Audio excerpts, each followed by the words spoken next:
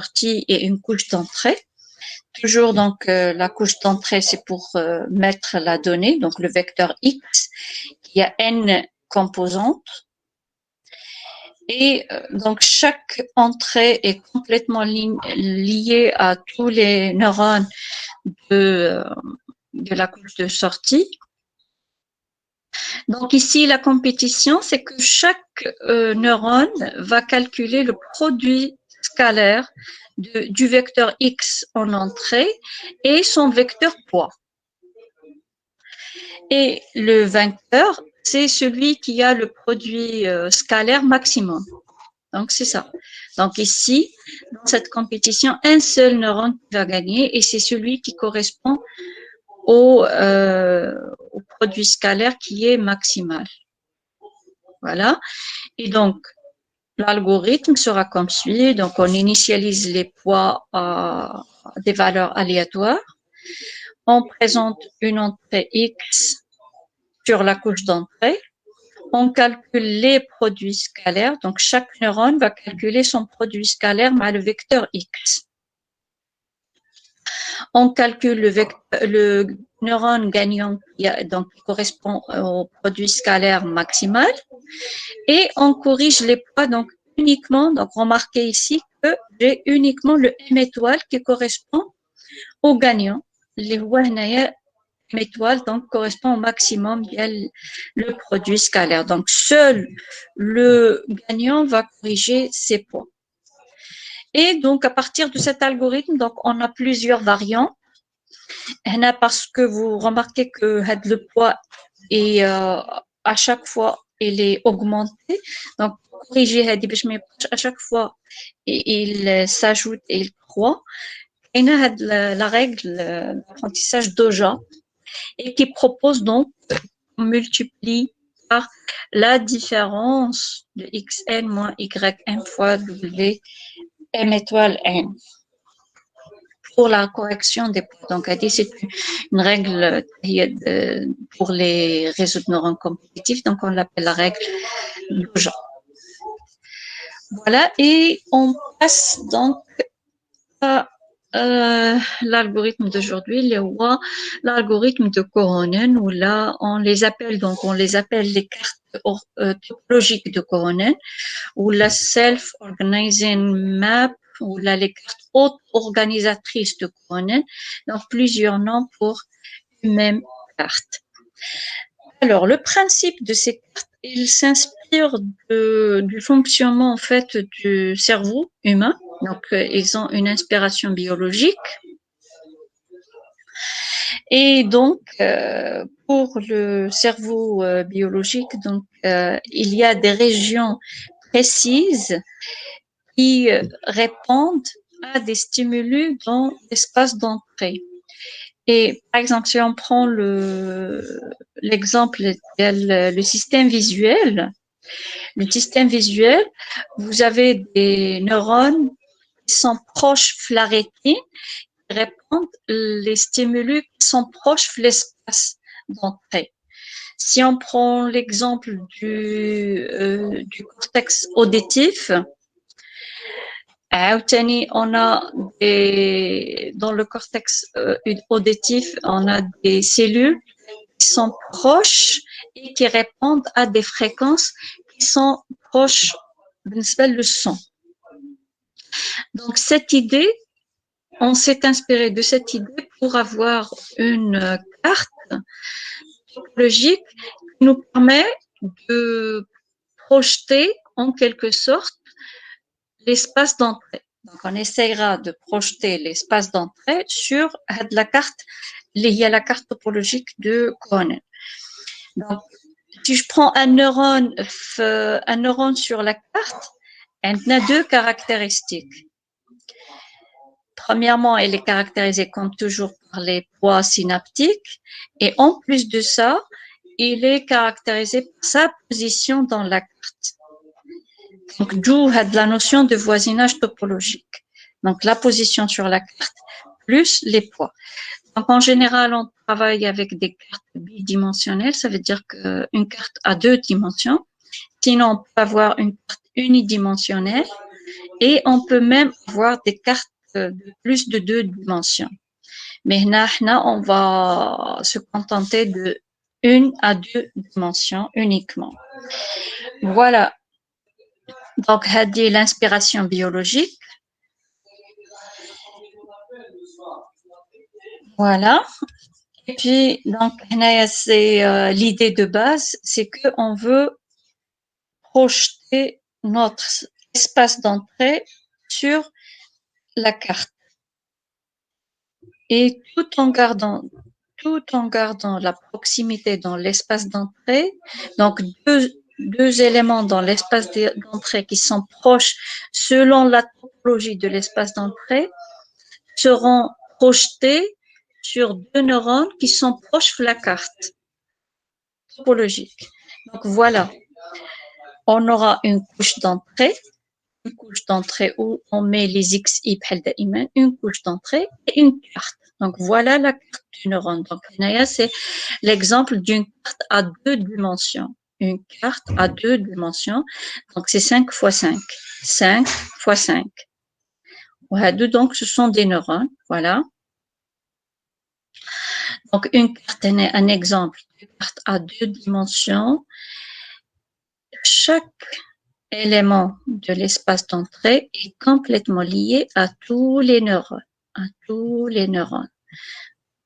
X0 est lié à tous les neurones, X1 est lié à tous les neurones. Donc, chaque neurone de la couche d'entrée est lié à tous les neurones sur la carte topologique. Voilà. Donc, on a chaque neurone. Voilà ce qu'on a dit Floul. Donc, je sais que c'est un peu nouveau, mais les exemples, ça s'éclaircira doucement. Donc, on a dit tout à l'heure que chaque neurone est à la fois décrit par les poids. Donc, chaque neurone aura combien de poids? Chaque neurone aura combien de poids? Oui? Le vecteur poids de chaque neurone? 2, madame. 2. Très bien, oui. Donc, chaque neurone aura 2 poids. واحد جاي من X1 et un deuxième من X0. Le neurone 2 aura un poids جاي من X1 et un poids من X2. Donc, chaque neurone a 2 poids. Chaque vecteur d'entrée a 2 composantes. Donc, c'est exactement pareil que ce qu'on a vu avec RBF. Ça veut dire que je peux voir un neurone comme étant, oui, je peux considérer un neurone comme étant un élément de l'espace d'entrée. Est-ce que c'est vrai? On a le vecteur d'entrée. Le vecteur d'entrée, il y a de 2 dimensions. C'est un vecteur à 2 dimensions. Et chaque neurone a un vecteur poids de 2 dimensions. Donc, je peux considérer un neurone comme étant un élément de l'espace d'entrée. C'est bon, Hadi? C'est clair? Oui, madame. Voilà. Et d'un autre côté, on a dit que chaque neurone est caractérisé par sa position dans la carte.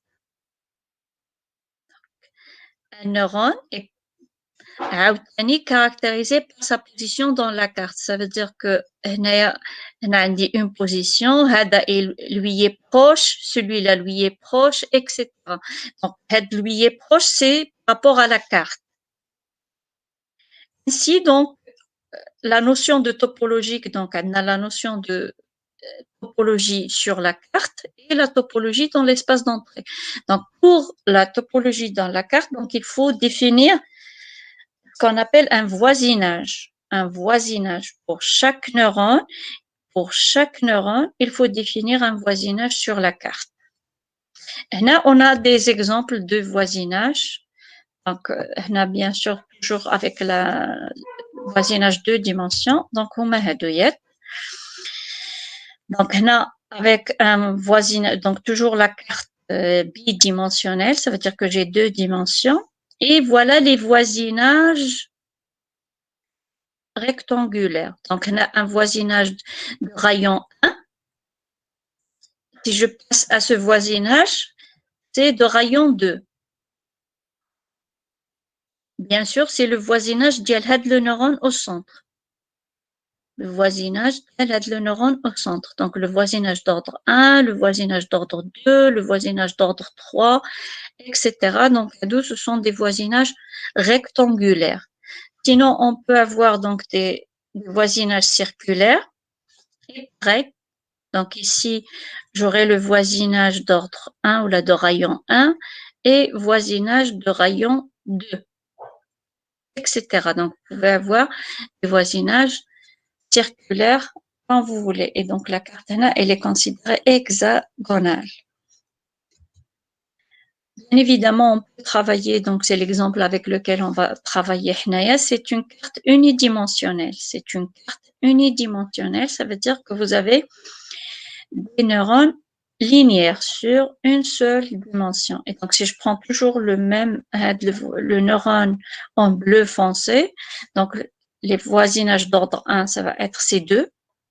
Voisinage d'ordre 2, ça va être les 4 neurones. Voilà, donc on va voir tout à l'heure l'intérêt de cette notion de voisinage. Donc lorsqu'on dit que deux neurones sont proches, selon la topologie de la carte, ça veut dire qu'ils appartiennent au même voisinage. Maintenant, ils sont proches de le neurone. Ils sont proches de le neurone. Ils sont loin. Selon la notion de voisinage. C'est pareil ici. Donc, les plus proches, ce sont ces neurones. Et puis, on s'éloigne du neurone central. Donc, voilà la notion du voisinage. Donc, ici, le principe de base, c'est qu'on a existe une il faut établir une certaine projection topologique de l'espace des capteurs ou des neurones vers l'espace d'entrée, l'espace des données. Donc, les capteurs vont ramener les données vers l'espace ou la représentation dans le cortex. Le cortex, ça veut dire dans le cerveau.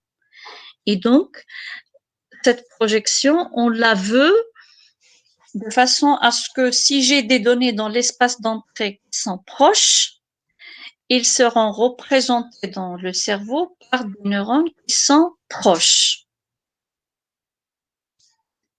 Est-ce que c'est clair à de l'inspiration, Adi? Parce que c'est l'idée de base. Donc, l'idée de base, c'est que avoir on veut garder les mêmes propriétés topologiques de l'espace d'entrée sur la carte topologique les neurones. Donc voilà, on a un vecteur ici, la couche d'entrée qui a P composantes. Et on a une carte de taille Y fois X. Une carte Y fois X. Dans ce cas, chaque neurone aura combien de poids? Dans cette carte, chaque neurone aura combien de poids? X. P poids. P poids. Exactement, exactement. Donc, chaque neurone aura P poids. Et donc, on a dit au départ, donc, dans cet algorithme, il y a deux notions de base. Premièrement, donc, chaque neurone, je peux le voir comme étant un point de l'espace d'entrée parce qu'il est représenté avec le même nombre de poids. X est représenté P représentant. Ou si je prends un neurone et la P représentant les poids dialo. Donc, chaque neurone, je peux le voir comme étant un élément de l'espace d'entrée. Premièrement. Deuxièmement, je peux le voir donc comme un élément de cette carte. Elle a une position bien déterminée, elle a des voisins. etc. D'accord? Donc, deux notions. Hadi, c'est la première. La deuxième, c'est que donc ce qu'on souhaite, c'est que deux neurones qui sont proches sur la carte vont représenter des entrées qui sont dans l'espace d'entrée similaire. Donc, deux éléments proches de l'espace d'entrée seront représentés par des neurones qui sont proches sur la carte. C'est tout. Donc, voilà l'idée de base et le principe de cette carte. Est-ce que c'est clair le principe? Donc, on a une carte soit bidimensionnelle, soit unidimensionnelle, soit plus, qui contient des neurones. Donc, chaque neurone a une position sur la carte et un ensemble de voisins sur la carte. Et chaque neurone est complètement lié à toutes les entrées. Et donc, je peux le représenter comme étant un élément de l'espace d'entrée. Et lorsque je prends des éléments qui se rapprochent de l'ensemble, l'espace d'entrée, ils vont être représentés par des neurones qui sont proches sur la carte. Donc là, pour que vous voyez plus clair, on prend, et on a dit bien évidemment là que c'est un algorithme non supervisé. Ça veut dire que tout ce que je présente, c'est l'ensemble des X. Donc, je vous redonne toujours le même exemple. C'est les chiffres ou les caractères manuscrits. Par exemple, si je prends le A minuscule, donc un ensemble d'individus, chacun va écrire son A minuscule à sa façon. Et le B, etc. Donc, chaque entrée, plusieurs entrées qui se ressemblent. Ça veut dire que j'aurai toujours un A, mais c'est plus le même partout. Chacun des individus va l'écrire différemment. Donc, on construit la base de données avec l'ensemble des images de ces caractères manuscrits. Et on va les présenter le réseau. Qu'est-ce qui va se passer? Parce qu'on a dit que il faut imaginer que l'espace d'entrée, donc il est infini puisqu'on a plusieurs caractères, ou à la carte, on a un ensemble fini de neurones. D'accord? Donc, qu'est-ce qui va se passer? Une fois parce que l'idée de base, on a dit qu'un ensemble de, si je prends deux entrées qui sont proches, il faut qu'ils soient représentés par des neurones qui sont proches. Ça veut dire que si je vais prendre A, le petit A écrit par deux individus différents, ils vont être représentés par, oui, des neurones qui sont proches, qui sont deux individus, qui sont dans le même voisinage. Les deux images de A vont être représentées par des neurones qui sont dans le même voisinage, parce qu'on a des neurones proches sur la carte vont représenter des entrées qui sont proches dans l'espace d'entrée. D'accord? Donc, c'est exactement. Donc, voilà un exemple. Donc, on aura des neurones qui représentent, par exemple, des A, des B, etc. Où les neurones qui vont représenter les A vont être proches, les neurones qui vont représenter le B vont être proches, etc. Donc, c'est exactement l'idée de l'algorithme de clustering qu'on a déjà vu. Donc, c'est exactement pareil que pour le K-means. Donc, on regroupe des points qui sont similaires. Donc, des neurones qui sont proches vont représenter des entrées qui se ressemblent le plus. Voilà. Donc, le but, ou la problématique qui est posée, c'est comment trouver cette projection.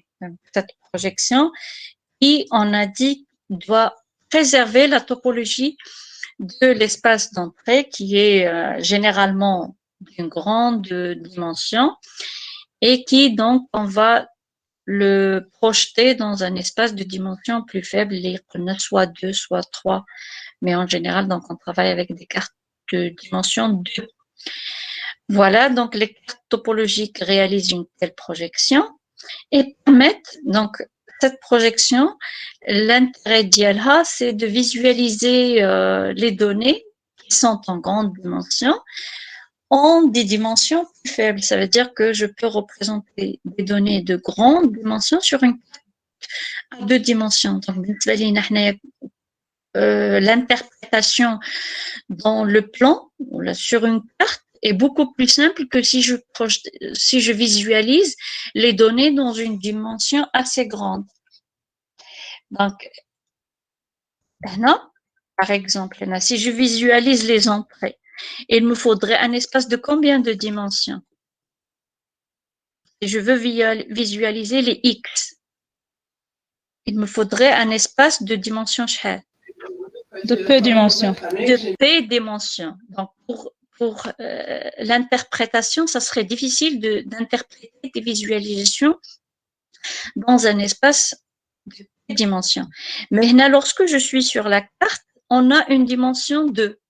Donc, c'est beaucoup plus simple à interpréter et à visualiser. Le même espace d'entrée, on les visualise sur la carte de dimension 2. Alors qu'ici, on a un espace de dimension assez grande. Et donc, en général, c'est assez grande parce que Hado, ce sont des attributs ou des features, c'est pour représenter les données. Donc, en général, c'est assez grand. On a un vecteur ici qui est de dimension assez grande. Alors qu'ici, on est sur la carte de dimension 2 et donc c'est plus simple à interpréter et c'est plus simple à visualiser. Voilà, donc voilà. Donc l'algorithme, vous voulez les grandes étapes. Donc tout d'abord, il faut déterminer la taille de la carte. Deuxièmement, il faut choisir une fonction epsilon de t, donc c'est exactement ce que nous, on avait toujours travaillé avec learning rate, qui était une constante, mais en général, on prend une fonction décroissante au fur et à mesure de l'évolution de l'apprentissage. Donc, on définit une fonction décroissante et qui reste toujours entre 0 et 1. Et on définit une fonction V de t qui définit un voisinage topologique. Et là aussi, le voisinage va décroître en fonction de l'évolution de l'algorithme. Donc, ici, ça, toujours donc décroissante, ça veut dire qu'au départ, je vais prendre une valeur assez grande, mais qui reste toujours entre 0 et 1, pour epsilon de t. Donc, au départ, c'est assez grande pour permettre au poids de modifier. Donc, ça nous permettrait de modifier les poids avec des valeurs intéressantes, parce que je vais multiplier par epsilon de t. Donc, au départ, c'est assez grand. On décroît pour juste se spécialiser. Donc, Hedi, c'est pour la modification, c'est la valeur de modification des poids. Maintenant, pour le voisinage, donc au départ, on prend un grand voisinage. En général, on prend le rayon qui correspond à la moitié de la taille de la carte. Et donc, ça nous permettrait de donner plus de chances à plusieurs neurones de modifier leur poids. Et à la fin de l'apprentissage, à la fin, au fur et à mesure, ce voisinage se rétrécit, donc décroît. Et donc, au départ, pratiquement, plusieurs neurones vont modifier leur poids, mais au fur et à mesure que l'apprentissage évolue, seule une partie bien précise qui va modifier leur poids. Et donc, c'est la spécialisation. Ça veut dire que le voisinage décroît jusqu'à la fin. C'est donc la stratégie de. Donc, j'ai oublié de le dire. Tout à l'heure, on avait dit que seul le gagnant modifiait son poids. Donc, cette stratégie, on l'appelle the winner takes takes all. The winner takes all. Ça veut dire que seul le gagnant va modifier son poids lors de la correction des poids. Donc, on a au départ un voisinage assez grand et à la fin, on peut avoir un voisinage de rayon 0. Ça veut dire que seul le vainqueur va modifier ses poids. Et voilà, donc voilà l'algorithme finalement. Donc, on a une couche d'entrée avec une couche de sortie. Et donc, première étape, comme d'habitude, donc, initialiser les poids à des valeurs assez petites. Prendre une entrée, donc on dispose uniquement des vecteurs X, on a de D. Donc, on présente un vecteur d'entrée X. Alors, la compétition ici consiste à choisir la cellule la plus proche de X. Donc, la cellule la plus proche de X. Ça veut dire que lorsque je présente un vecteur X, donc tous les neurones vont calculer la distance entre X et les poids. Chaque neurone va calculer la distance qui le sépare de ce vecteur d'entrée. Le neurone gagnant, c'est le plus proche. Ça veut dire que c'est celui qui correspond à la distance minimale. Et celui qui correspond à la distance minimale. Donc, on calcule la distance entre X et tous les neurones. On en choisit celui qui vérifie la distance minimale et on modifie les poids. Alors, pour modifier les poids, donc delta de W, delta de WI, c'est égal à epsilon de T. Donc, on l'a dit tout à l'heure, epsilon de T est décroissante au fil de l'évolution. Donc, si le vecteur I est dans le voisinage du gagnant, epsilon de T fois X moins W. Si le neurone n'est pas dans le voisinage, c'est 0. Ça veut dire que seuls les neurones qui se trouvent au voisinage du neurone gagnant vont modifier leur poids. Et donc, on passe à X suivant, on refait la même chose, ça veut dire qu'on calcule ou là, on cherche la cellule la plus proche et on modifie les poids du gagnant et de ses voisins jusqu'à stabilité des poids. Donc, ça veut dire que il n'y aurait pas de modification significative des poids. Et on arrête. Soit donc on fixe un nombre d'itérations. Donc, le nombre d'itérations, c'est très, très grand. Donc, vous pouvez avoir jusqu'à 1000 itérations, 10 000 itérations, etc. Donc, le nombre d'itérations est assez grand dans ce cas. C'est clair pour l'algorithme?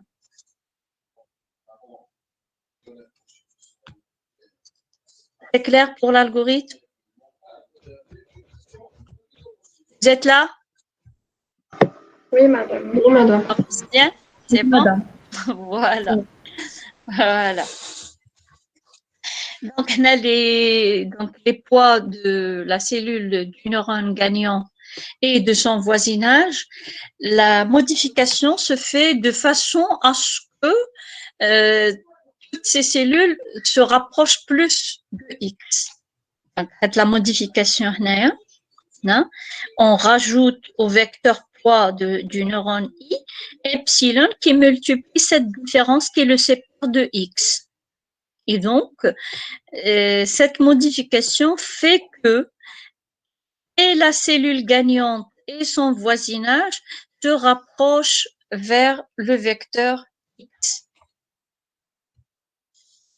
Donc, au début, donc, cette modification-là, ce voisinage, elle est assez important. Le voisinage est assez important, donc on a pour permettre à plusieurs neurones de modifier leur poids. Et au fur et à mesure, donc le voisinage croît pour se spécialiser. Donc, plusieurs neurones vont modifier, mais c'est seulement ceux qui sont beaucoup plus proches de X qui vont modifier leur poids. Et donc, ça nous permet d'avoir une projection de l'espace d'entrée vers les neurones. Les données qui sont dans l'espace d'entrée vont être représentées par les neurones. Donc, quand je dis représentées par des neurones, ça veut dire que chaque entrée, ou là, chaque ensemble d'entrées, parce qu'on a plusieurs entrées et on a moins de neurones, donc un ensemble d'entrées qui sont proches vont être représentés par des neurones qui sont proches sur la carte. Voilà, donc une autre façon pour mettre à jour les poids. Donc le J étoile ici, c'est le gagnant. J étoile, c'est le gagnant. Le poids, je peux le modifier de cette façon. Donc epsilon fois H fois W moins X. Pour vous donner une idée sur les voisinages et sur la fonction décroissante, mais sinon, on va travailler avec cet algorithme. Donc ici, pour avoir epsilon, donc epsilon décroissant, donc c'est epsilon 0, exponentielle de moins t sur t max. T max, donc c'est le nombre maximal d'itérations. Et donc, c'est l'itération courante. Donc, c'est un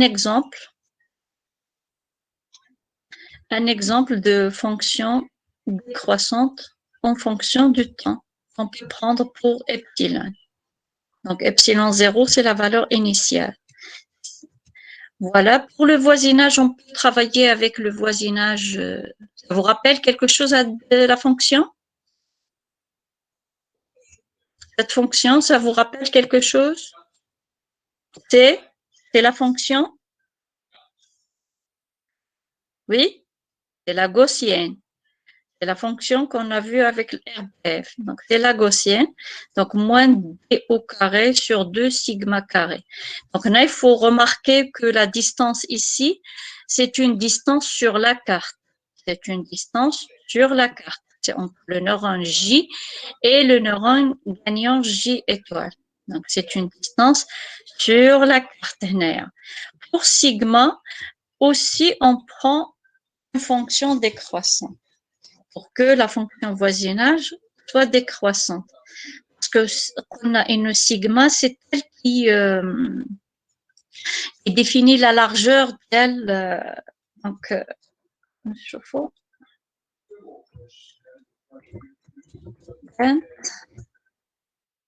donc, on a dit que la fonction gaussienne est la valeur dit.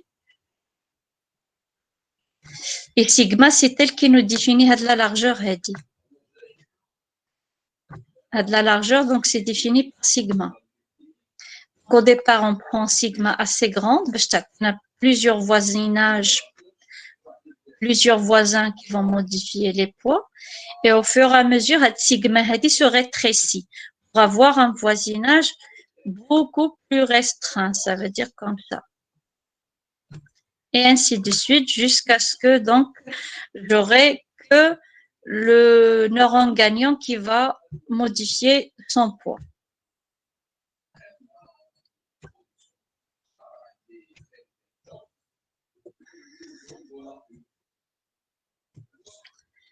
Voilà. Donc voilà la carte, la couche d'entrée, et chaque entrée est totalement liée à tous les poids. Voilà, vous avez des exemples, 2 applications qui sont classiques. Donc là, c'est unidimensionnel. Ici, l'exemple est unidimensionnel. Et l'ensemble des données sont dans ce rectangle. Donc, on a l'ensemble des X, ces X qui sont dans ce rectangle. Donc, on a des initialisations initiales des neurones. D'accord? Les poids d'ILM donc, sont trop petits initialement. Donc, là, après 20 itérations, vous aurez cette configuration. Après 100 itérations, vous aurez cette configuration. 1000, 10 000. Et après 25 000, donc vous aurez cette configuration de la répartition des neurones. Donc, vous voyez que tous les neurones donc, vont représenter tout l'espace d'entrée. Donc là, c'est un exemple unidimensionnel. Là, pour le bidimensionnel ou la deux dimensions, donc c'est pareil. Là, on prend un ensemble de données qui sont dans un carré et qui sont donc uniformément distribuées sur le carré. Et donc, à l'état 0, donc vous avez une initialisation aléatoire du poids. Après 20 itérations, après 100 itérations, après 1000, après 5000 et après 10 000, donc vous aurez les neurones qui sont répartis de cette façon. Donc, bien sûr, on représente la carte. Donc, les voisinages selon la carte topologique. Donc, à 200, vous pouvez les trouver carrément des démonstrations, donc évoluent comme ça pour converger vers cette représentation. Et voilà, donc on passe à un exemple. C'est clair pour la donnée et tout, donc c'est bon. Donc, on passe à un exemple pour illustrer.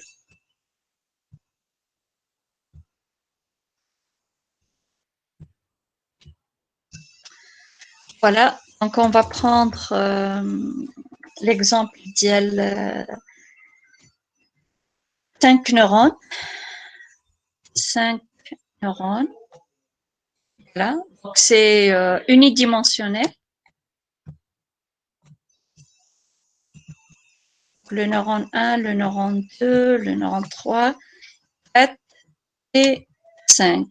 Voilà. Voilà.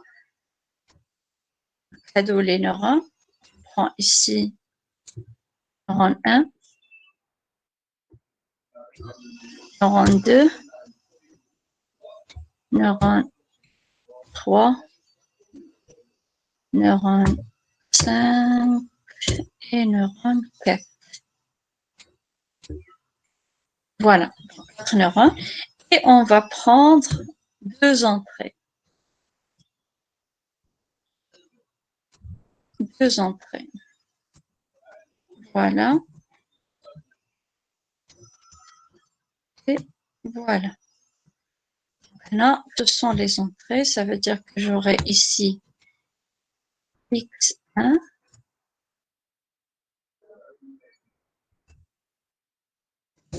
Voilà, X2. Voilà. Donc, chaque neurone aura combien de poids? Oui. Donc, chaque neurone, شحال عنده ديال les poids? 2. 2. 2 poids. Chaque neurone, 2 poids يجيو عنده. Voilà, donc واحد غيصيفطو X1 ou un deuxième poids غيصيفطو X2. Voilà. Voilà. Et puis le X2.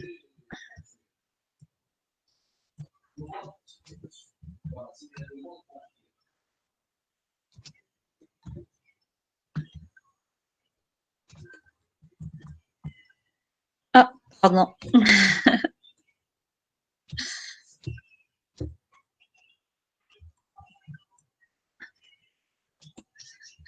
Vous m'avez pas dit que c'est à partir de X2.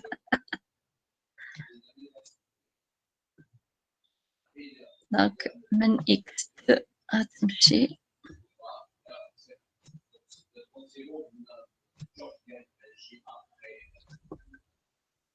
Voilà. Et voilà. Voilà.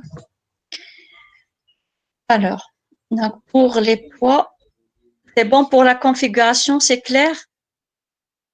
Les poids, je crois que je vais les écrire là pour que ce soit plus clair. Donc, W égale le neurone 1, 1 ma X1,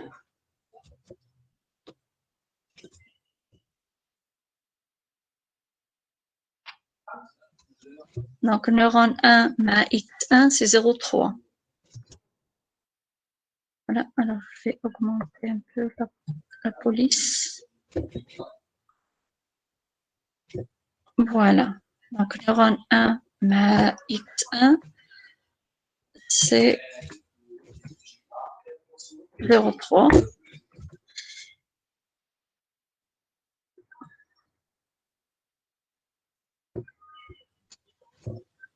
0,7. 0,7, donc ma 2. Ma 2. Voilà. Et maintenant, pour le neurone 2,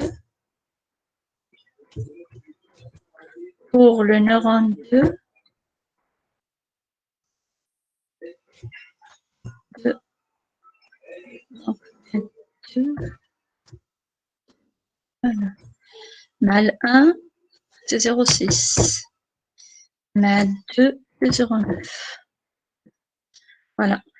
Et le neurone 3,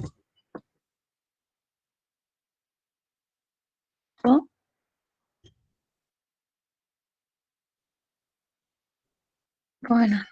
Donc, neurone 3, mal 1, c'est 0,1. Mal 2, c'est 0,5. Voilà. Pour le 4,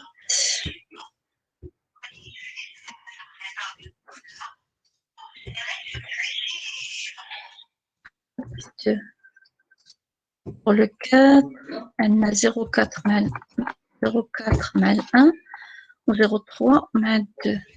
Voilà. Et pour le dernier, voilà. 5 mal 1, 5 mal 2. Alors, 5 mal 1, c'est 0,8. 5 mal 2, c'est 0,2. Voilà. Alors, donc oui, voilà les différents poids, voilà la configuration. Donc, on a 5 neurones, 2 entrées. Et donc, voilà les poids. Et on prend epsilon qui est égal, donc epsilon qui est égal à 0,2.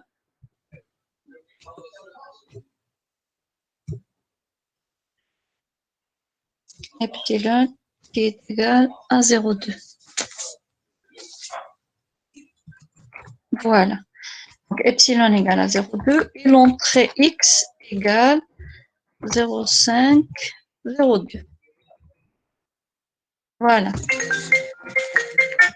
Donc, pour l'apprentissage, pour le voisinage, on va prendre juste le rayon 1. Ça veut dire le neurone et ses plus proches voisins. Les neurones ou ses deux plus proches voisins, maintenant. D'accord? Donc, on va prendre le voisinage d'ordre 1, comme c'est défini ici. Ici, donc, si je prends le neurone au milieu, donc l'ordre 1, c'est ce neurone et celui-là. Voilà. Oui. Donc, on commence par quoi? Donc, on a les poids.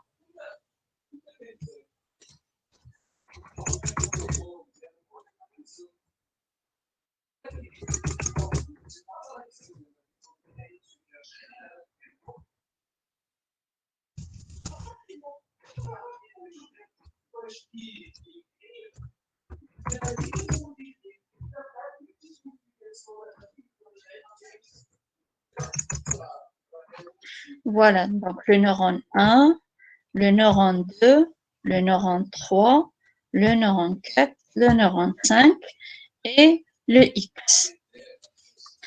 Donc, première étape, on a dit que il faut trouver le gagnant. Donc, il faut chercher le gagnant. Donc, le gagnant, oui, comment on va le chercher ou la trouver ou là? Donc, comment on va trouver le gagnant?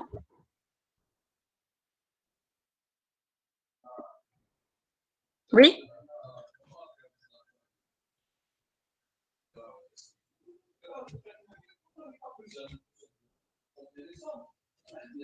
Oui, donc chaque neurone, on a dit que qu'est-ce qu'il va faire? Chaque neurone va calculer la distance.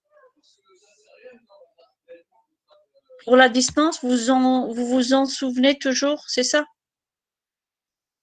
Alors, pour la distance, que ce soit clair,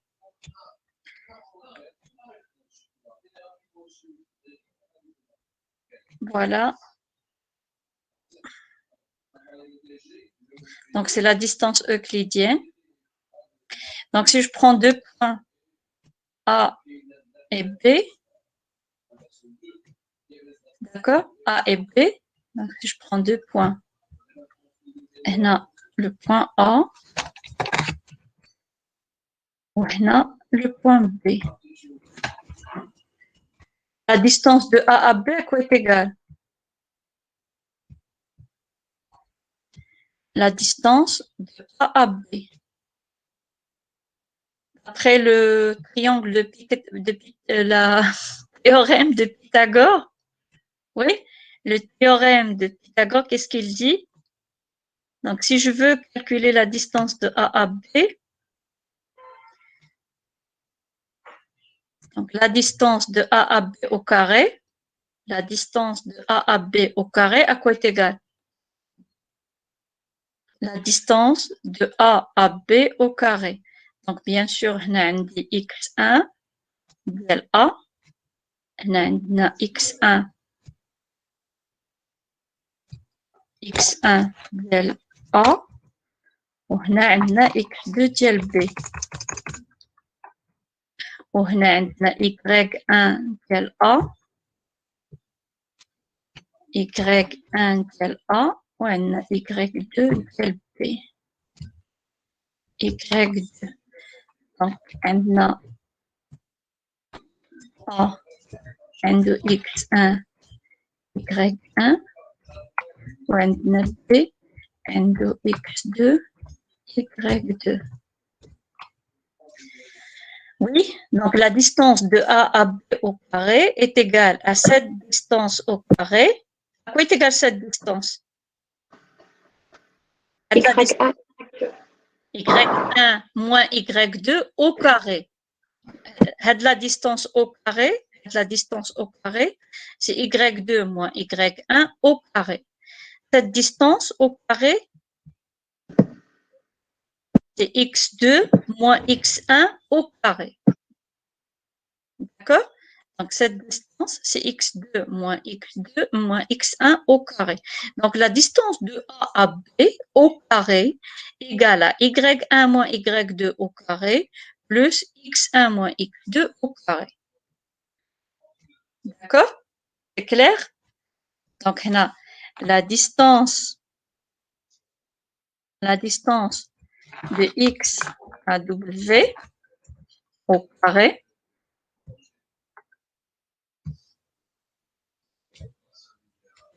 donc au carré égale, oui, égale à combien? Oui?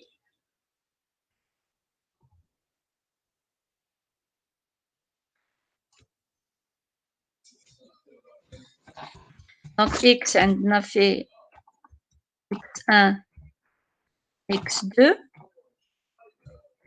و W عندنا فيه W1 W2.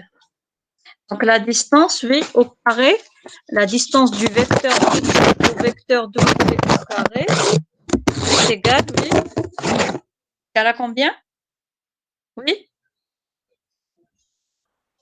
x2 au carré moins x1 au carré plus w2 au carré moins w1. Non, c'est x2 moins x1, le tout au carré. Voilà, on a x2 moins x1. x2 moins x1, c'est cette distance, plus cette distance. On a dit c'est y2 moins y1 au carré. Donc, pour calculer la distance du vecteur poids mais le vecteur entrée, on va faire x1 moins W1 au carré plus, oui, donc on a au carré, voilà, on a donc plus x2 moins W2, le tout au carré. Voilà. Donc, chacun des neurones va calculer sa distance. Le neurone 1 va calculer sa distance au carré. Chacun des donc, D1 du neurone 1 au carré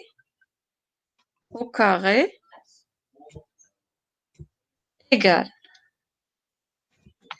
Donc, vous allez calculer 5 distances. Donc, c'est au carré.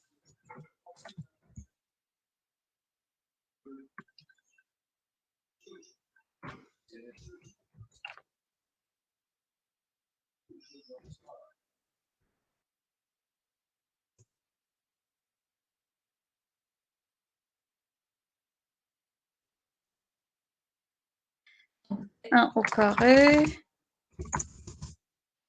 D2 au carré. Vous faites le calcul, vous me donnez les résultats. D2 au carré.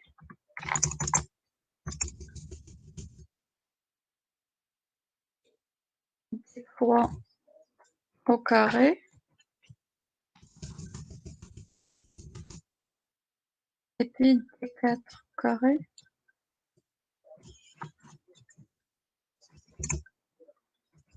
Et D5 à la fin.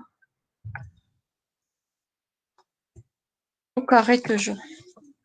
Si on compare de toute façon les carrés, l'ordre est préservé. Ça veut dire la plus grande valeur pour faciliter les calculs. Pour ne pas calculer la racine carrée. Parce que normalement, la distance, c'est la racine carrée. Parce que là, c'est la distance au carré. Elle dit c'est la distance au carré. Donc, si je veux calculer la distance, je dois appliquer la racine carrée sur cette somme. Oui, donc D1 au carré à quoi est égal? D1 au carré. Oui? 0,29. Oui, très bien. Oui. Alors, les autres, essayez de faire le calcul. Tout le monde participe. Oui, le deuxième neurone.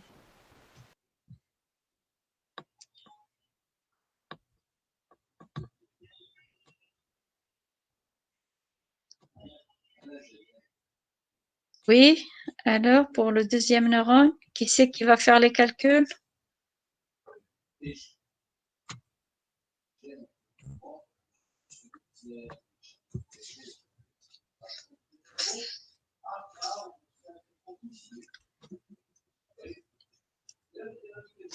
Oui, donc la distance entre le deuxième neurone et 0,5. l'entrée. Très bien. 0,5. Alors oui, très bien. Voilà. Oui. Alors les autres, donc tout le monde essaie de faire le calcul. Maintenant, la distance entre l'entrée et le troisième neurone.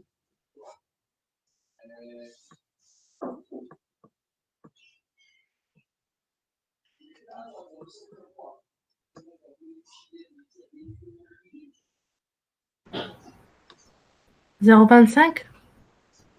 Exactement. Voilà.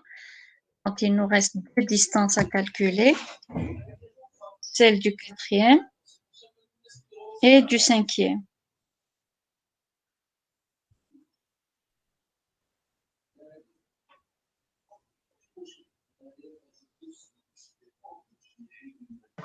Zéro virgule zéro deux. Oui, effectivement. 0,02, oui. Et le dernier.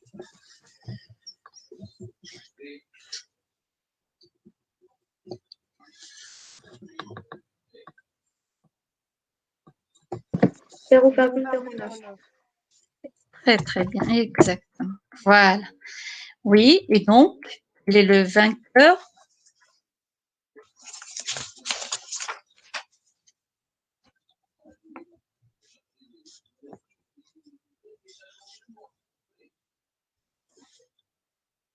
Donc, le gagnant, C'est 4, le neurone Le 4. quatrième. Oui, c'est le neurone 4. Donc, qui c'est qui va modifier ses poids? Le neurone 4.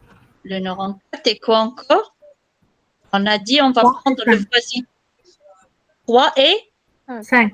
et 5. Voilà, on a dit qu'on va prendre le voisinage de taille 1. Et donc, epsilon égale à 0,2.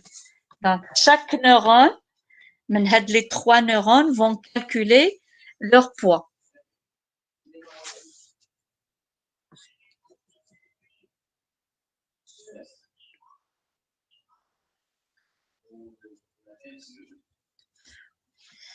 Donc, les nouveaux poids pour les nouveaux poids du gagnant et de son voisinage.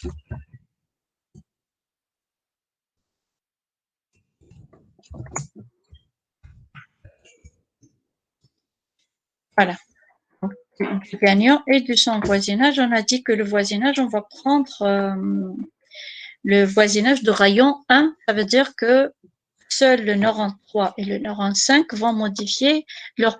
Donc, on aura la modification pour N3, N4, N5 et pas pour N2, N1.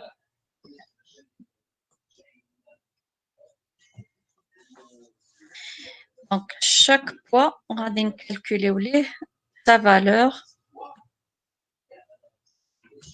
sa nouvelle valeur pour, donc, uniquement, on a dit les 3 derniers.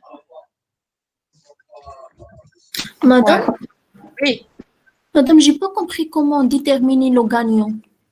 le gagnant, c'est celui, chauffé, les valeurs, on a la distance du neurone 1 à X, c'est la distance à X, et chaque neurone. هنا غادي remplacer X بهاد les valeurs. X1 égale à 0,5, X2 égale à 0,2. Ou W1, W2, on remplaceront بهادو 0,3, 0,7. 0,3, 0,7. W1 égale à 0,3, W2 égale à 0,7. Et on va calculer les distances. Le neurone 1 va calculer sa distance, le neurone 2, le neurone 3, le neurone 4, le neurone 5. Et parmi les distances, on va choisir la plus petite. Où est-ce qu'il est la plus petite? Des 4. Des 4. Ça veut dire que le neurone 4, chaque neurone, je peux le représenter comme étant un élément de l'espace d'entrée. Si je représente l'ensemble de neurones comme étant des éléments de l'espace d'entrée, le neurone 4 est le plus proche de X. Le neurone 4 est le plus proche de l'entrée X. Et donc, on va l'appeler le neurone gagnant. Et on a dit que la mise à jour, donc la mise à jour, on a seul le voisinage du neurone, هما اللي كيديروا la mise à jour, حيتاش الاخرين عندهم زيرو. الاخرين delta de W égale à 0, ça veut dire W ديالهم غيبقى كما هو. Donc, seuls les neurones qui existent dans le voisinage du gagnant vont modifier leur poids. Là, on a dit qu'on va prendre le voisinage de dimension 1. C'est celui-là. Voilà. Donc, dimension 1, ça veut dire que si celui-là, c'est le neurone gagnant, le voisinage d'ordre 1, c'est celui-là et celui-là. Uniquement. Donc, les 3 neurones, c'est eux qui vont modifier les poids. Le gagnant, celui qui est avant et celui qui est après. Donc, si je reviens ici à notre exemple, ici, donc on a trouvé, c'est 2, donc Hadi c'est 2, Hadi c'est 3. Donc, le neurone gagnant c'est 4, et donc le neurone 5 va modifier les poids diélo, ou le neurone 3 va modifier les poids diélo. D'accord? Ok, madame. Merci. Voilà. Oui. Donc, maintenant, essayez de calculer les nouvelles valeurs des poids du gagnant.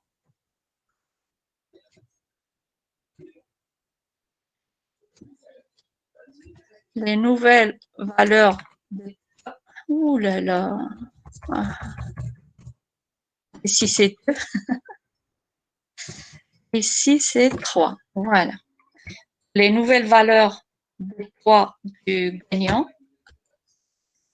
ça veut dire celui-là. Donc, les anciennes valeurs. Donc, le gagnant.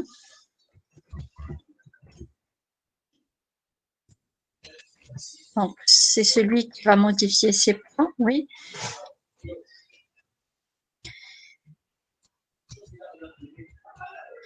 Donc, les nouvelles valeurs, ça va être, nouvelle valeur des poids, c'est ça. Donc, c'est delta W égale à epsilon fois X moins W. X moins W. Donc, delta W. Voilà. Donc, elle dit c'est delta fois delta W.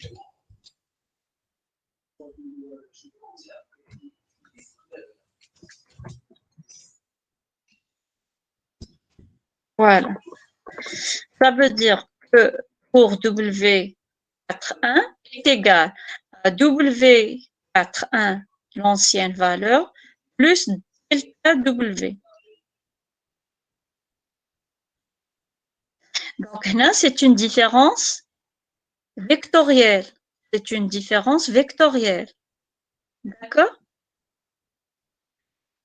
Donc, là, pour W4,1, ça va être W4,1 plus epsilon qui multiplie X1 moins W4,1 plus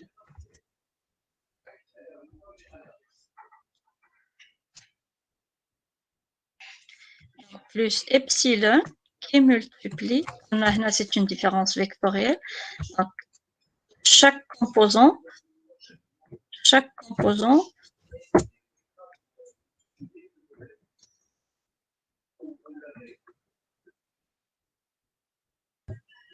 x1 وهنا donc c'est W4,1.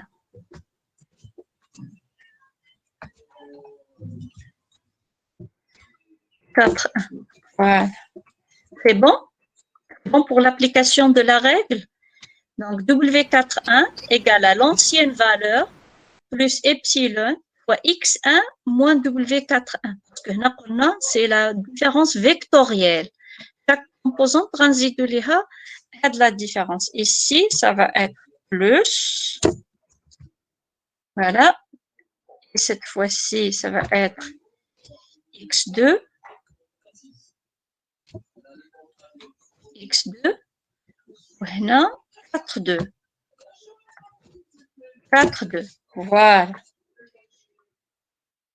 À quoi est égal la nouvelle valeur W4,1? 0,42. Oui, exactement. 0,42. Pour W4,2? 0,28. Exactement. Et maintenant, on passe au voisinage. Donc, les voisins. Donc, d'abord, on a calculé le gagnant a modifié ses poids et on va voir les voisins, qu'est-ce qu'ils vont faire. Donc, les voisins ont le neurone 3 et le neurone 4. Donc, les nouvelles valeurs du neurone 3,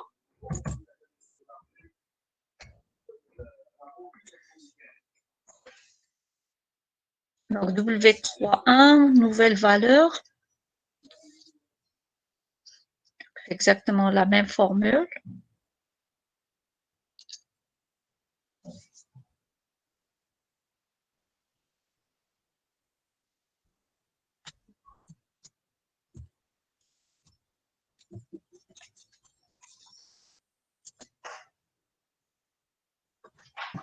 Zéro virgule 0,04. 0,04.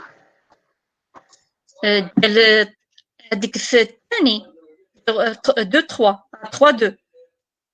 Mais pour 3 1 c'est 0,18. 0,18. Voilà. Donc là, c'est toujours la même chose. Ratardons les valeurs, les anciennes valeurs. Par exemple, de W31, c'est 0,1 plus 0,2 multiplié par 0,5 moins 0,1. D'accord? Alors, 3,2, donc c'est 0,44. Pour le cinquième neurone, c'est 0,74 et 0,2. Ici, c'est 0,2 parce qu'on a 0,2 moins 0,2. Donc, voilà les nouvelles valeurs de poids qu'on aura. Donc, ici, j'aurai 0,42 mais 0,28.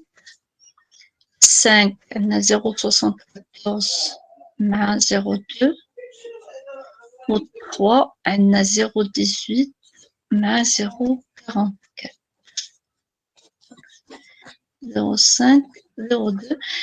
On a dit tout à l'heure que cette règle d'apprentissage, elle est faite de façon à ce que, oui, elle est faite dans le but. Donc, on a dit que cette modification des poids se fait pour que le neurone gagnant se rapproche plus du vecteur X. La prochaine fois, هو le vainqueur. Donc, il va représenter le X. Et on va voir ce qui s'est passé une itération et une autre. Donc, initialement, voilà. Voilà. On va prendre deux. Voilà. Donc, on a W1 ou la X1 ou X2. Donc, نقول مثلا هذه هي 1 هي 1 وعاوتاني هنا نقولوا بلي هذه هي 1. Alors, tout d'abord, on représentera le vecteur X. Vecteur X, فين هو X عنده 0,5 0,2. Donc, هنا غيكون في la moitié. هنا غيكون في la moitié 0,5 وهنا 0,2. Donc, la moitié هنا نديرو le noir toujours. نديرو le noir. نديرو بعدا la graduation. Donc, هنا la moitié 0,5. Non, 0,5. 0,5. Et la moitié. Donc, هنا عندنا 0,2. Donc, c'est presque le 1 quart. Donc, بحال هنايا. هنايا 0,5 مع 0,2. Donc, ça fait être quelque chose. Donc, شي حاجة quelque part ici. Donc, voilà le X. Voilà le X.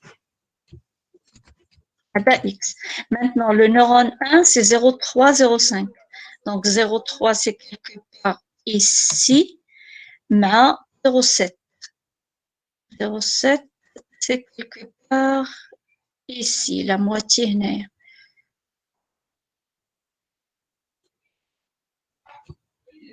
Voilà, la moitié ici.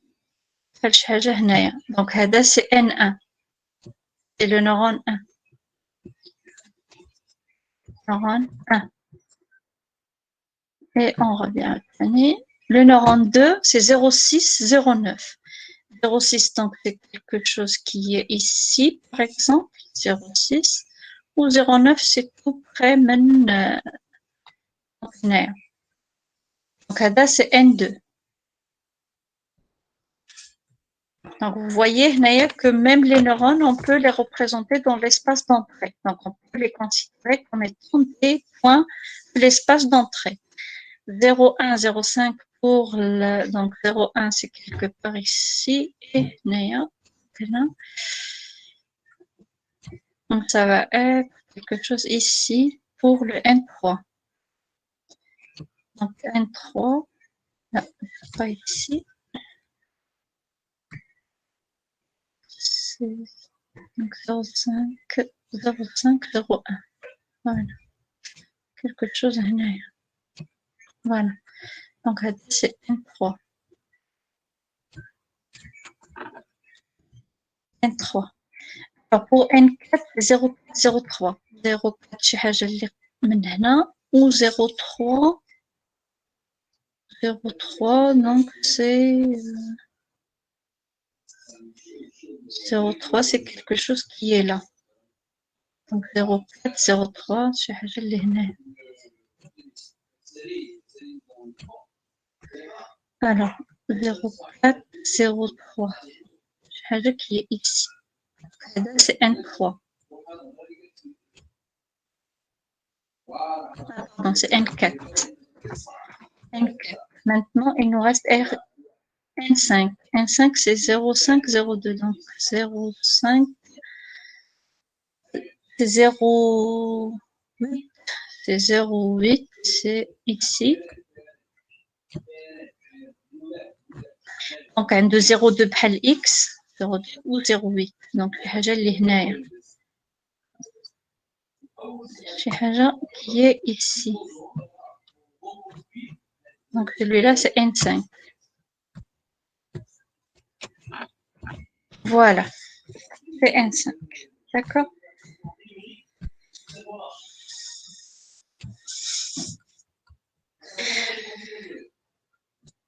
Attends, Yassine. Alors, donc, sur le plan, donc vous remarquez que effectivement, le neurone le plus proche, c'est 4, le neurone 4. C'est le 4.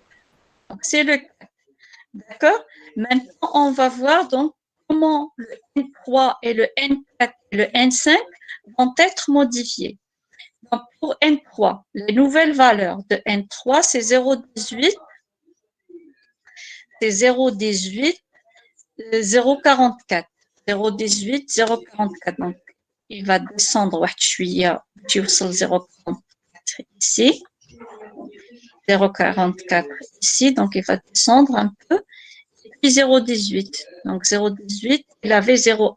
Donc il va avancer, il va être, donc il va venir vers une position comme celle-là, par exemple. Là. Donc là, c'est la nouvelle.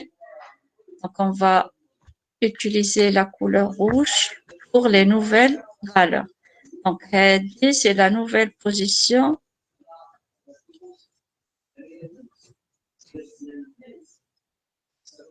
La nouvelle position du neurone 3, c'est celle-là. Voilà. Voilà la nouvelle position du neurone 3. Maintenant, le neurone 4, la nouvelle position du neurone 4, c'est 0,42. Donc, il va avancer 0,42 et elle va diminuer. Donc, ça va être ici. Donc, voilà la nouvelle position du neurone 4.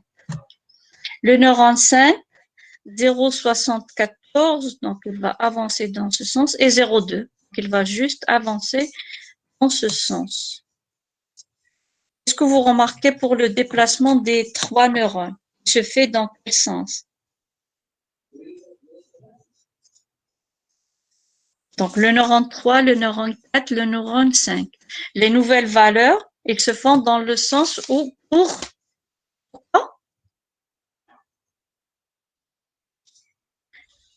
Regardez les nouvelles positions. Donc, ancienne position, nouvelle position. Ancienne position, nouvelle position. Ancienne position, nouvelle position. Donc, ils se font tous. Les 3 déplacements se font pour se rapprocher de X. Donc, N3 ou N4, ils ont avancé dans ce sens, chez X. Et puis, le neurone 5, il a avancé dans ce sens pour se rapprocher de X.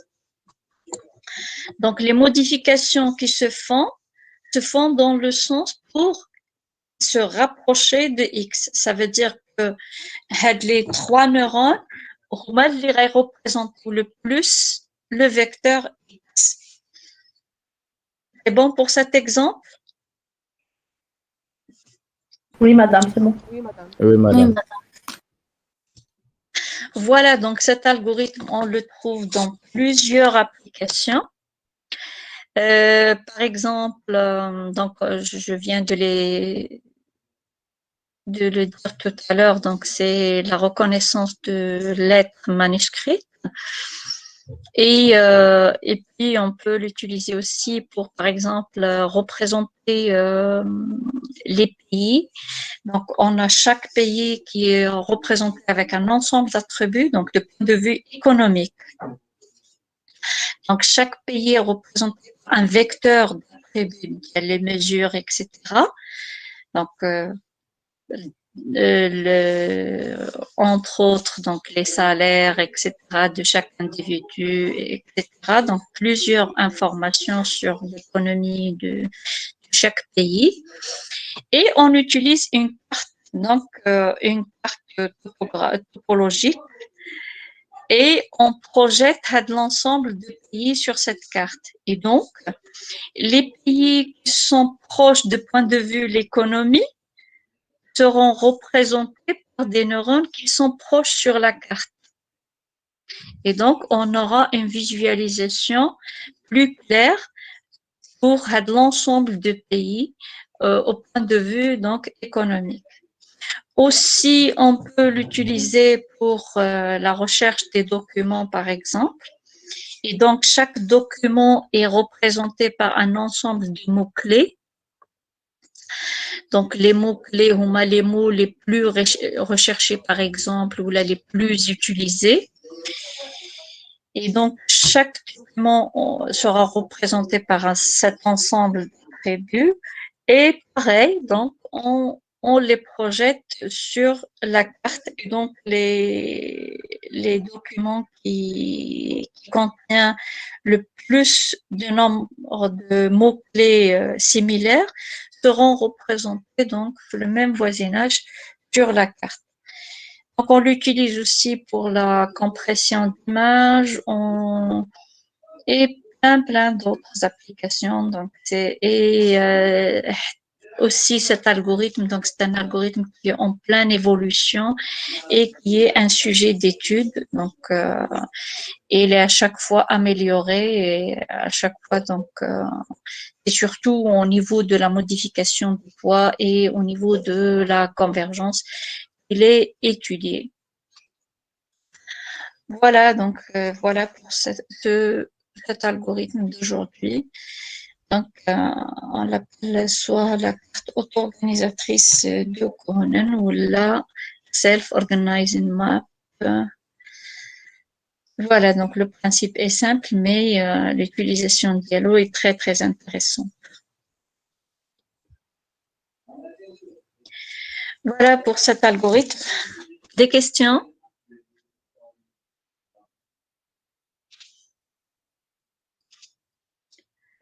كل شيء مزيان. Oui, madame. Pas de question. Ok. Alors, pour l'algorithme de la rétropropagation, est-ce que vous avez essayé de le programmer? Donc, pour l'encodeur-décodeur.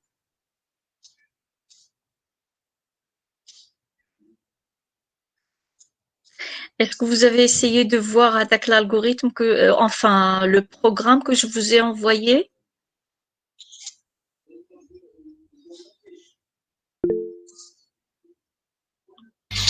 Où est ce programme, madame? Pardon? Où est ce programme?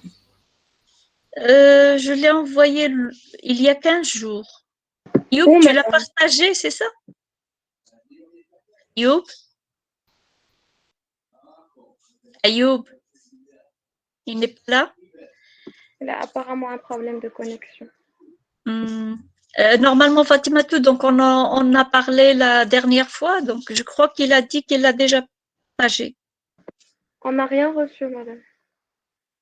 Ah bon? Parce que la dernière fois, donc j'en ai parlé avec Gabou. Donc, la dernière fois, en fait, il y a 15 jours. Il y a 15 jours, donc... On n'a rien reçu jusqu'à maintenant. Oh là là. Alors, Ayoub, je crois qu'il vient de se reconnecter. Ayoub. Ayoub.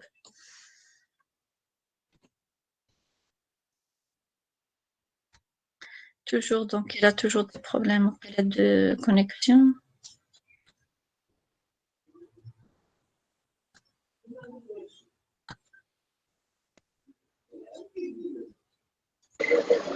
Oui, madame. Alors, Ayoub, tu as partagé avec le programme de rétropropagation qui est écrit en langage C? Oui, madame. J'ai partagé tous les fichiers que vous m'avez envoyés. Parce que la plupart des étudiants ne l'ont pas vu. Ah non, je vais les repartager. Donc, Fatematou, tu essaies de revoir parce qu'il l'a déjà partagé. Où ça, Ayo? Sur le groupe de Facebook ou bien? Sur le groupe Facebook et aussi sur Messenger. Bon, je n'ai rien vu. Ok. D'accord, ça marche. Ça fait chez 15 jours, Hakak. Il faut voir dans...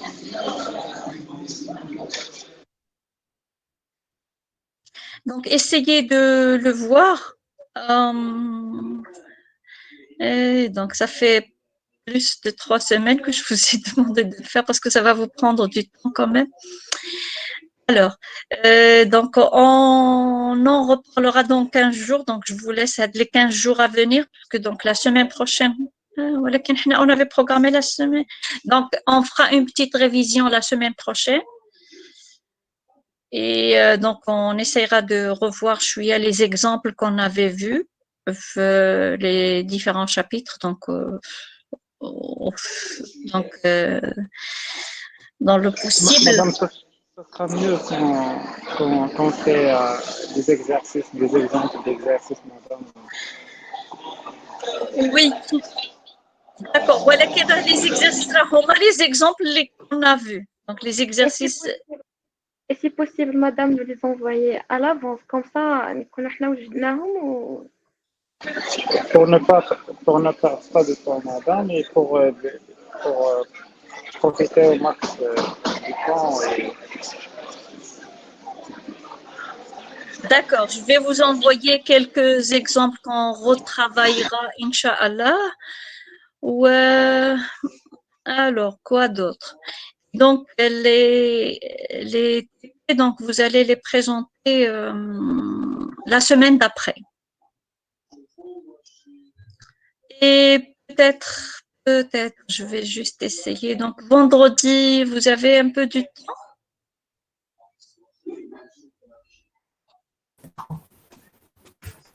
vendredi عندكم خاوي ولا عامر ولا شنو عندكم؟ Vendredi matin, il y a un petit bébé. D'accord, maintenant بحال هكا de 11h à midi, غير pour 1 heure.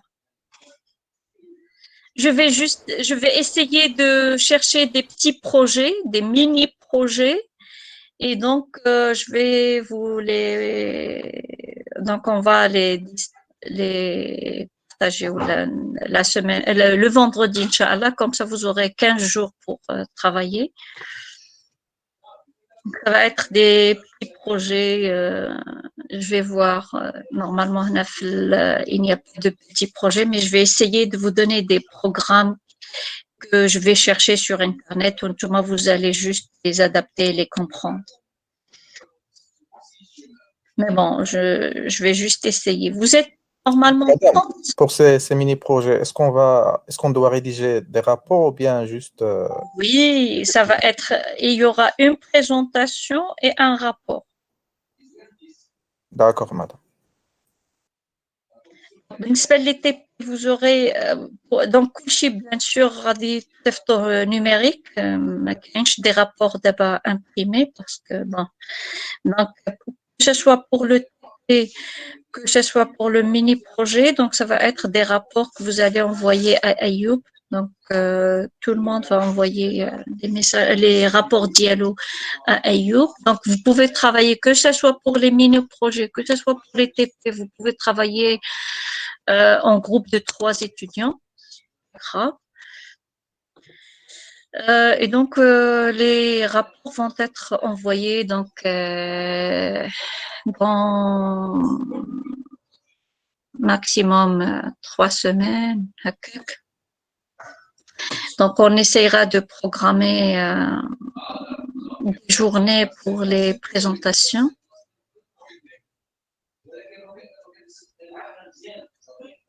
Voilà. D'accord, madame. Donc, le mini-projet, ça prend le Donc, rôle de l'examen. vendredi matin, Inch'Allah, on Donc, les blackout. mini-projets à la place de l'examen, c'est ça? Non, non, non, c'est pas ça, non. Pour les TP et les mini-projets, donc ça va être pour le contrôle continu. Parce que ici, dans cette matière, vous avez 2 notes.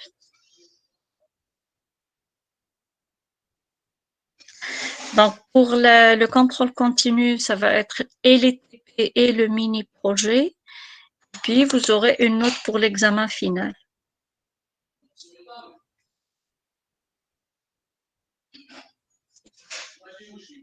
Madame, Oui, pour la présentation, sera pour le TP ou bien le mini-projet? les deux. Donc, pour les TP, ça va être dans 15 jours. Vous pouvez faire la présentation, mais pour les rapports, c'est pas grave. Vous pouvez les laisser dans 3 semaines. La présentation des TP dans 15 jours, la présentation des mini-projets dans 3 semaines. Ok.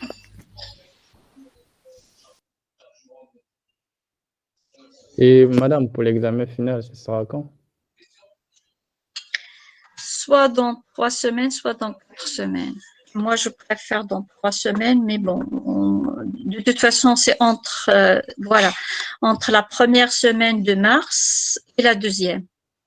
Ça veut dire ici. Donc, là, on est le 9. Le 23, ça va être la présentation des TP.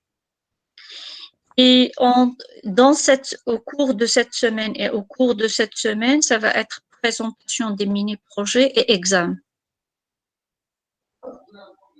D'accord. Et la semaine prochaine, qui est le 16, ça va être la révision.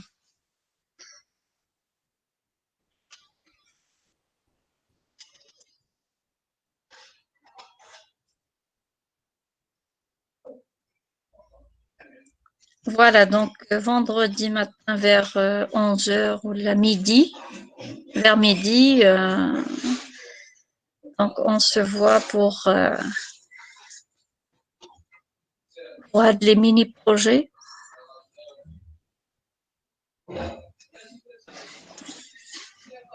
مدام فوندغودي تتكون صلاة الجمعة صلاة الجمعة 1:30. حنا نكونوا مع 12. واخا ماشي مشكل. نديروها من بعد صلاة الجمعة، ça veut dire مع 3. الله يرضي عليك. Donc ça va, واخا c'est pas grave, à 15h. L'après-midi, vous êtes libre? Ayoub, vous êtes libre lundi? Oui, madame. Ça fait donc vendredi à 15h, Inch'Allah. D'accord. Ce vendredi ou bien Là, ce vendredi. Là, ce vendredi. Ah, d'accord. Ce vendredi à 15h. Donc, je ne vais pas vous prendre pour longtemps. Donc, ça va être maximum 1 heure.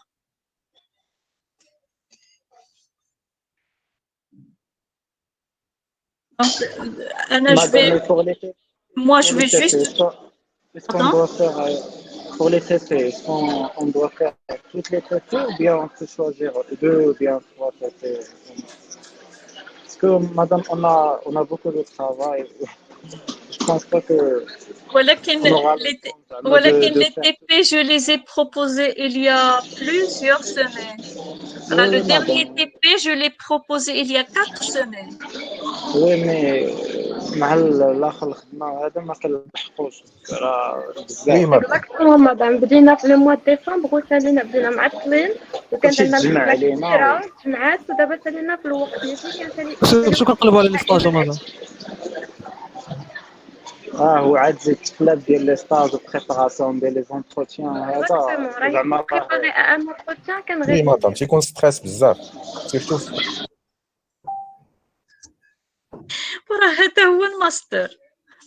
نو مدام لا حقاش زعما حنا راه بدينا معطلين يعني قرينا بحال اللي كيقراو زعما في الوقيته العاديه وحبسنا في نفس الوقت، والخدمه كانت عندنا كثيره. نتوما كتعطيونا زعما لي بروف كامل ماشي جيفو زعما اللي عطيتينا لي تي بي من الاول، راه من الاول كان عندنا كلشي مراكم بزاف.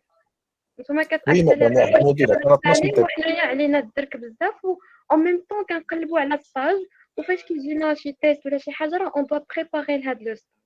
يعني راك مفرقين على جوج جهات راه ربي اللي علم بينا. Alors, donc le deuxième et le troisième. Ça veut dire la reconnaissance des chiffres مع l'encodeur. مدام داكور مدام. Oui, Iman. ولا نديرو لي تي بي كاملين و فا إليميني لي ميني بروجي. Ça tombe bien. Ça n'a rien à voir. Bon, pour les mini-projets, je ne suis pas sûre parce que je ne les ai pas encore préparés, je n'ai pas cherché. Donc, je vais chercher. Là, pour les mini-projets, c'est une autre expérience. كل حاجة وعندها le bienfait ديالها. Pour les mini-projets, ça, باش نقول لكم من دابا انه pour les mini-projets, je vais vous donner un travail à préparer من الأول. غنعطيكم des trucs que vous allez غير comprendre. D'accord? Ça veut dire que je vais chercher des programmes qui sont déjà prêts sur Internet et je vais vous les donner juste, donc vous allez juste les comprendre. ماشي vous allez faire le travail من الأول. هذه d'une part, parce qu'on n'a pas assez du temps, effectivement. D'autre part, l'expérience du mini-projet, elle est différente. Ça vous donnera la chance de rédiger un peu, parce que pour le stage de fin d'études, il faut rédiger un rapport qui est bien fait, mais je sais pas le rapport d'être. Donc, les mini-projets, vous allez essayer de faire une petite analyse, de présenter les résultats, de présenter les entrées. Ça va vous faire une préparation à la rédaction le rapport de stage de fin d'études. Donc, chaque حاجة عندها les bienfaits ديالها. Le TP بوحدو, c'est une expérience à part, ou le mini-projet, c'est à part. Mais بحال قلت لك باقي je ne suis pas sûre parce que il faut que je cherche. Et donc, D'accord, madame. Donc, d'abord, on déroule le deuxième et le troisième, madame. Oui, oui. D'accord.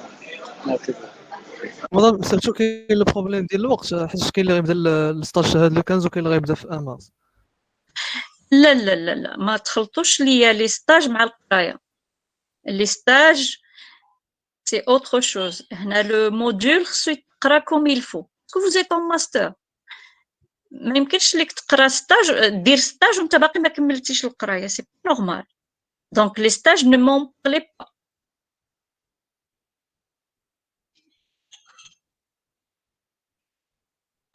مدام Oui. شنو هما لي تي بي اللي خليتو؟ لا ريكونيسونس دي شيفر واش؟ Ou l'encodeur مع le décodeur. D'accord. l'encodeur. Oui. صافي.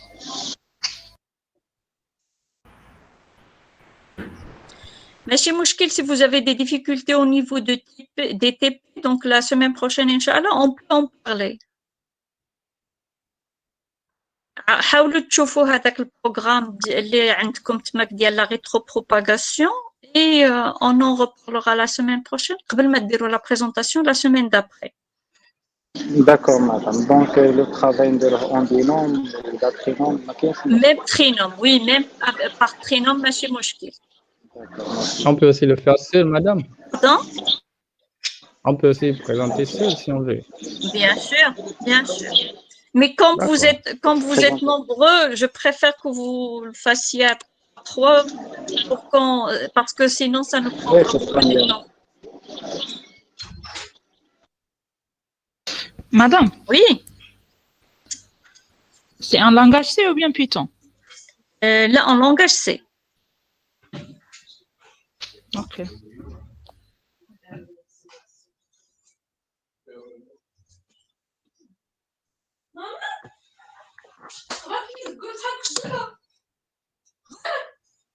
Ah,